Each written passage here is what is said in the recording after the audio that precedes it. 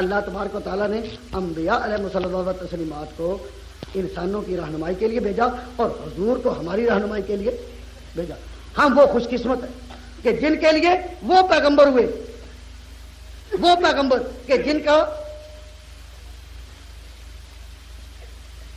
وہ پیغمبر آئے کہ جن کا ثانی کوئی نہیں، جن کا اور بڑے بڑے پیغمبر جن کے امتی ہونے کی تمنا کرتے رہے. یہاں ایک بات اور عرض کروں گا کہ سیرت کے موقع پر ہمیں یہ بات بنیادی طور پر یاد رکھنی چاہیے کہ جو لوگ آج کل پڑھے لکھے لوگوں میں، تعلیم یافتہ لوگوں میں، جدید تعلیم یافتہ لوگوں میں ایک اچھی خاصی کھیپ پیدا ہو گئی ہے جو حدیث کا انکار کرتے ہیں اور ان کے نزدیک نبوت کا تصور کیا ہے. وہ کہتے ہیں کہ بھئی پیغمبر بھی انسان ہے اور اس میں کوئی شک نہیں کہ وہ انسان ہے، لیکن انسان تو ہے لیکن انسان نرالا ہے. ہم یہ مانتے ہیں کہ بنی نوع انسان میں اللہ تعالیٰ پیغمبروں کو بھیجتا اور پیغمبروں کی اپنی نوع بشری ہے، اس سے انکار نہیں، نوع بشری ہے، اس سے انکار نہیں. لیکن آپ نے کبھی ذرا غور کریں میری بات کرنا کہ اللہ تبارک و تعالیٰ جل جلالہ و من والوں نے انسان کو کس چیز سے بنایا؟ ہمیں اللہ تعالیٰ بنایا مٹی سے، اور مٹی سے ایسی عجیب چیزیں بنائی، مثلا یہ گوشت اور ہڈیاں ایک ہی طرح کی چیزیں ہیں یا علیحدہ علیحدہ، لیکن دونوں کس سے بنی؟ اور دانت اور بال کی نیچر اور، دانتوں کی اور، ہڈیوں کی اور، گوشت کی اور، پٹھوں کی اور، لیکن ساری چیزیں کس سے بنی؟ مٹی سے. اور یہ آنکھوں کے نورانی چشمے، یہ آنکھیں کس سے بنی؟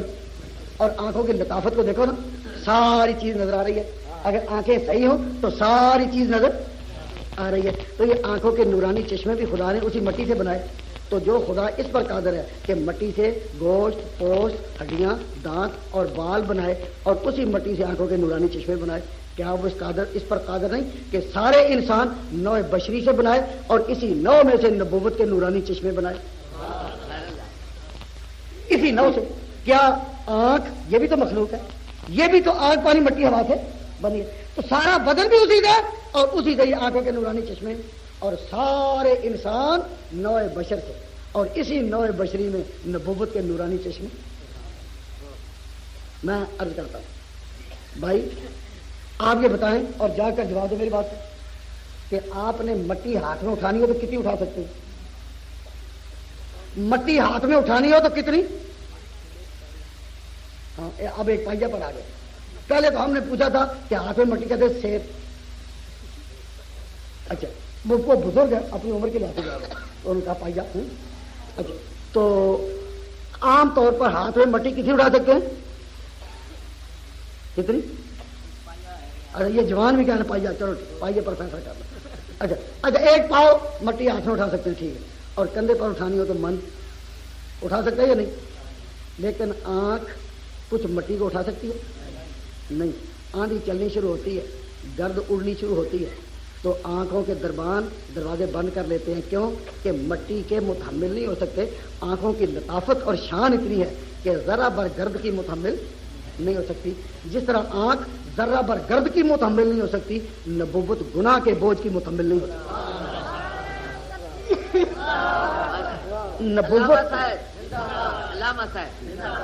نبوت گناہ کے بوجھ کی متحمل. گناہ دوڑ کر آتا ہے، دروازے بند کر لیتے ہیں. تو اللہ تعالیٰ نے نبیوں کو معصوم بنایا تو نبیوں کی معصومیت اور عصمت ہمارے عقائد کی بنیاد ہے. آج اگر ہم انبیاء کی معصومیت کی شان کا تذکرہ نہ کریں تو سیرت النبی کانفرنس کے ساتھ وفا نہیں. اس لیے میں ضروری سمجھتا ہوں کہ نبوت کے مقام اور رسالت کی شان کو سمجھنے کے لیے ہم اپنے بنیادی عقائد تازہ کریں کہ انبیاء معصوم گناہ کے بوجھ کو ذرا بر بھی برداشت نہیں کر سکتے. جس طرح آنکھ گرد کو اٹھا نہیں سکتی، نبوت گناہ کو اٹھا. جب بھی گناہ دوڑتا ہے پیغمبروں کی طرف تو اللہ تعالیٰ پیغمبروں کو اس سے بچاتا ہے یا نہیں؟ پیغمبروں کو ہٹاتا ہے یا نہیں؟ لیکن قرآن کہتا ہے نہیں. گناہ پیغمبروں کی طرف جب آئے تو خدا پیغمبروں کو گناہ سے نہیں ہٹاتا. کیوں؟ آپ نے دیکھا ہوگا کہ جب دو شخص آپس میں لڑ رہے ہوں تو ہٹایا کس کو جاتا ہے؟ اس کو ہٹاتے ہیں جو بڑھ بڑھ کر آگے آئے، جو تیزی دکھائے، اس کو ہٹاتے ہیں نا. تو جب گناہ پیغمبروں کی طرف آئے تو خدا یہ نہیں کہتا کہ ہم پیغمبروں کو ہٹاتے ہیں تاکہ کوئی شخص سمجھے کہ شاید پیغمبروں کا دائیا اور ارادہ ہو گیا ہو تو خدا نے ہٹایا. نہ، فرمایا جب گناہ پیغمبروں کی طرف آتا ہے ہم گناہ کو ہٹاتے ہیں، پیغمبروں کو ہٹانے کا سوال ہی پیدا ہوگا.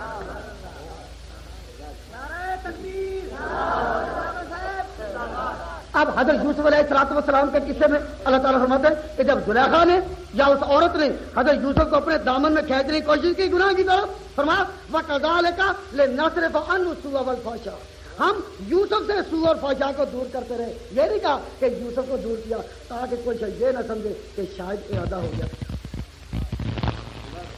تو نبوت اتنی معصوم ہے. میں کہتا ہوں نبوت کی معصومیت کیا کہ نبوت کے بچپنے کو دیکھنا ہو تو عیسیٰ کو مریم کی گود میں دیکھو، اور نبوت کی جوانی کو دیکھنا ہو تو یوسف کی جوانی کو دیکھو، نبوت کے بڑھاپے کو دیکھنا ہو تو ابراہیم کو دیکھو، اور سب کچھ جمع دیکھنا ہو تو محمد مصطفیٰ میں دیکھو.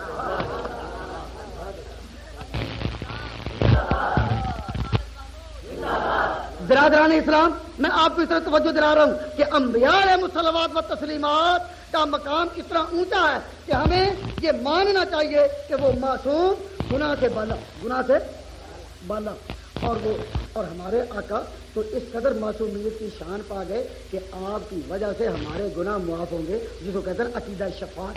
ہمارا اور ہمارے دیوبند کا عقیدہ شفاعت پر عقائد لازمہ میں سے. جو شفاعت پیغمبر پر یقین نہیں رکھتا وہ اہل سنت کے دائرہ سے خارج. اب شفاعت کا معنی کیا؟ کہ گناہ بخشے جائیں، تو گناہ اسی کے ذریعے بخشے جا سکتے ہیں جو خود گناہ گار نہ ہو. مسئلہ یاد ہے، گناہ اسی کی شفاعت اسی کے ذریعے سے بخشے جا سکتے ہیں جو خود گناہ گار نہ ہو. تو اب نبی جو ہے وہ گناہ سے بالکل پاک. ما کان لنبی ان یغل، ہو ہی نہیں سکتا کہ نبی کوئی خیانت کرے. ماں کانا، اور ماں کانا ابو حیان انسی کے بیان کے مطابق اسی معنی میں ہے کہ ماں کانا لکم ان تنبتوا شجرا، کہ تم سے ہو ہی نہیں سکتا کہ تم سبزہ اگاؤ. تو جس طرح یہاں مانا ہے ماں کانا، یہی مانا ہے ماں کانا لنبی ان یغل، کہ نبی سے ہو ہی نہیں سکتا کہ وہ خیانت کرے. ایک دفعہ